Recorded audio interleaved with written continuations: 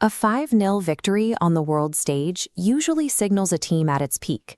At the center of this dominance was Cristiano Ronaldo, becoming the first player in history to score in 6 consecutive World Cups. These goals arrived exactly when manager Roberto Martinez needed them most. Following a sluggish opening match, he faced intense pressure to bench his captain and reconfigure the starting 11. The team's response in the final minutes was telling. They repeatedly looked for Ronaldo in the box, prioritizing his individual milestones to help quiet the external noise. On the surface, the data is undeniable: 5 goals, a clean sheet, and a captain who continues to rewrite the record books. However, analysts looking at the underlying tape see a concerning pattern. This performance relied on a specific set of highly unique circumstances that top-tier teams are designed to completely prevent. The strength of this result is tied to the opponent.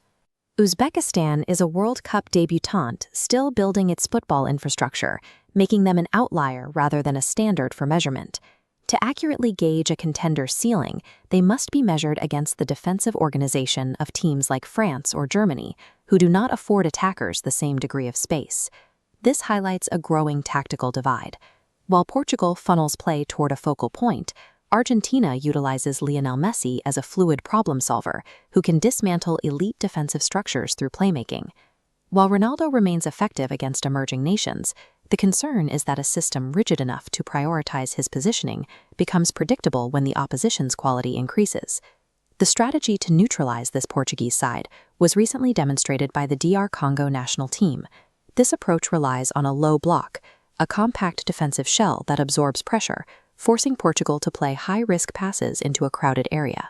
Once stifled, the defending team shifts, exploding into a vertical transition that targets the space left behind by Portugal's advanced fullbacks.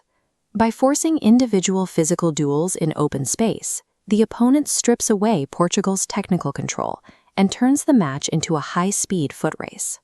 When an opponent can sustain this level of physical intensity, the structured Portuguese system begins to fracture, revealing a lack of recovery speed in the backline. Portugal's path forward is now set. Their position in Group K leads directly to a knockout matchup against Croatia, Ghana, or Senegal. Croatia offers a high level of technical experience, but they lack the raw athletic mobility needed to punish Portugal on the counterattack.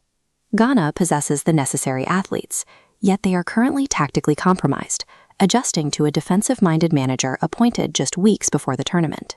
Without their playmaker Kudus, Ghana has become over-reliant on Antoine Semenyo on the right wing, allowing defenders to double-team him and stall their entire transition. Against these specific limitations, Portugal remains the heavy favorite, as neither opponent can fully sustain the physical pressure required to break their system.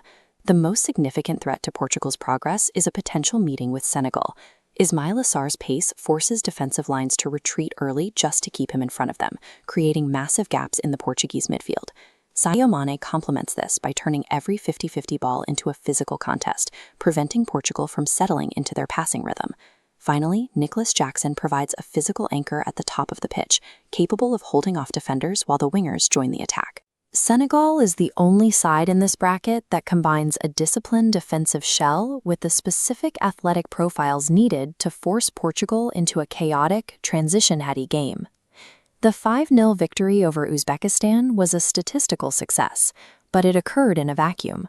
The real test of Portugal's structural integrity only begins when they face a team capable of forcing them into the very physical contests they are trying to avoid.